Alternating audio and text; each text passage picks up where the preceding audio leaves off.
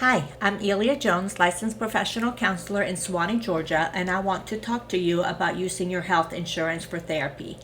Most health insurance policies do cover and will pay for mental health services. You may have to pay a deductible first, or you may have a copay or co-insurance, which is a portion of the charges. I am in network with several insurance companies.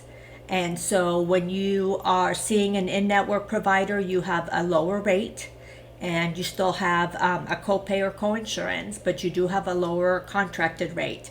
I am in network with Anthem or Blue Cross Blue Shield, also Aetna and United Healthcare and Oscar and PHCS.